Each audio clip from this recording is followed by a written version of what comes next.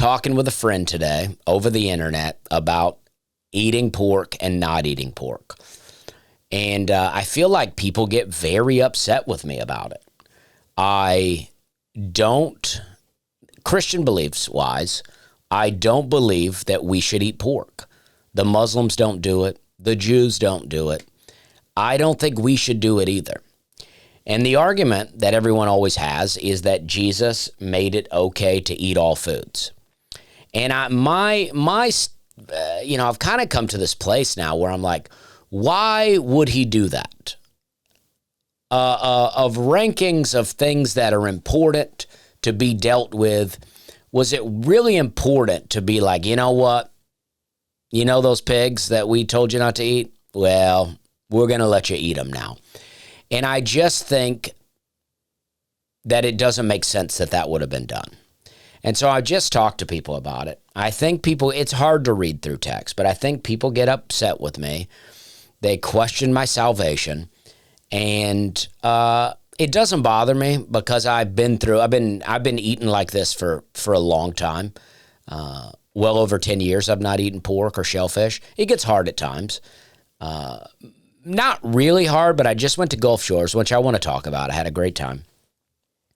But, I go to the restaurants there, and it's pork and shellfish is so many of the options. I did find some places where they had good fish, and then I had a steak. But yeah, it's the options are shellfish and pork. And I used to tear it up. But I just don't believe that we should eat it. And people go, oh, well, do you think that's a salvation issue? And I don't think that if you're eating pork, you're going to go to hell. That's not what I don't believe that. But what I think is that, God was laying out for the Hebrews in the desert. I think this was well known prior to the desert. But, it's like in Noah's Ark, this gets left out of children's stories all the time and children's songs about Noah.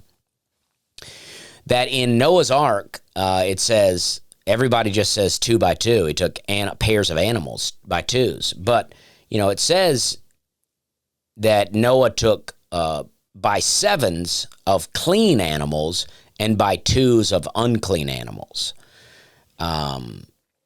And there's other references to clean and unclean animals prior to the desert. But I think what the explanation is, everyone knew this, from the time of,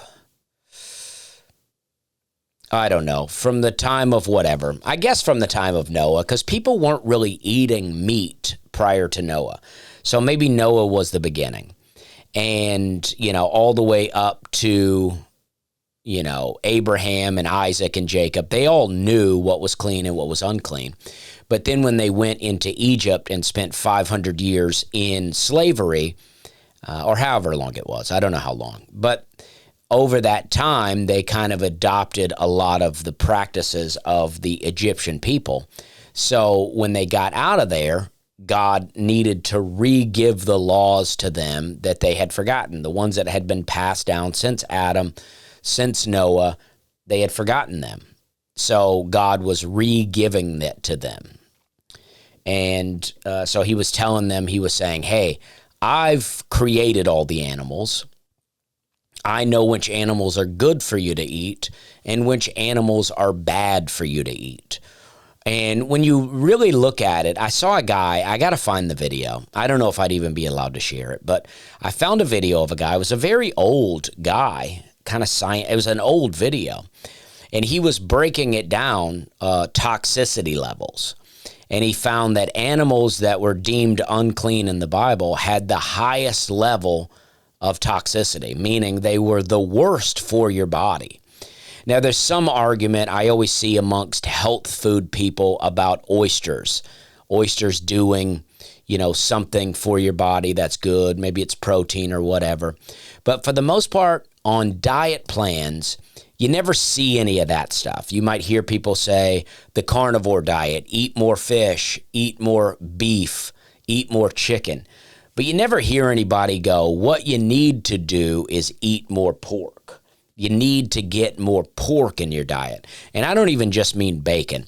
The process for making bacon is so bad for you that even if if pork were a clean animal, I think bacon is still bad for you.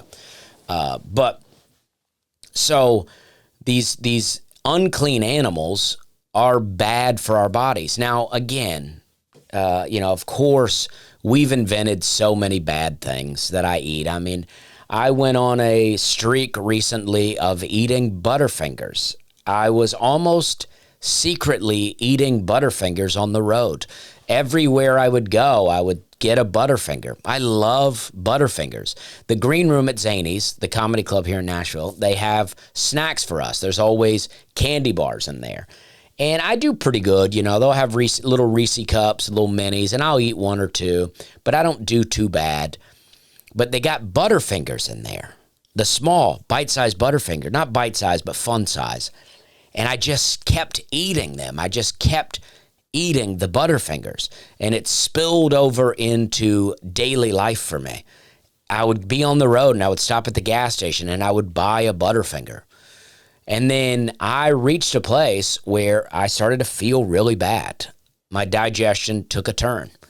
And I don't know if it was totally the Butterfingers, but it could not have played a good role for me.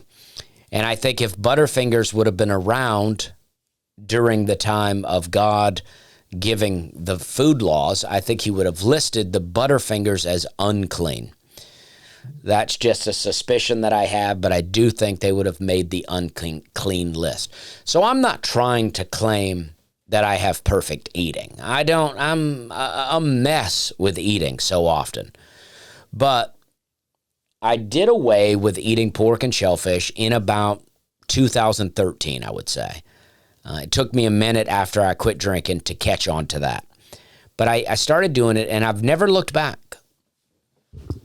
One time I was at Hyman's. Hannah reminded me of this the other day. One time we was at Hyman's, and Eli, the owner, was being very nice to us. And we were just eating. I was just eating regular clean foods. And Eli brought up this big platter of food for us. And it was very nice of him to do. And it was so much unclean seafood. And Hannah looked at me, and I didn't know what to do. I was weak. And I said, just do it. Let's just eat it. Let's just do it. And you know what? I enjoyed it. Crab cakes are delicious. Fried scallops or broiled with Cajun seasoning is delicious. Shrimp is unbelievable. But I don't miss it. I really don't. And I just think that God was saying, hey, listen, these are bad for you. I've given, I have other purposes for these animals. I think pigs, I think India one time put pigs in their landfills to clean them up. I think that would be great. Now, we might have to do a little separation of landfills. I don't like pigs, but I wouldn't want them to be out there eating the plastic. But I think that pigs can eat about anything and digest it. And so they're a good filter for the land. They're good to get rid of waste. I think if we had a pig pen, we could throw a lot of our stuff in there that the pigs would eat and get rid of for us.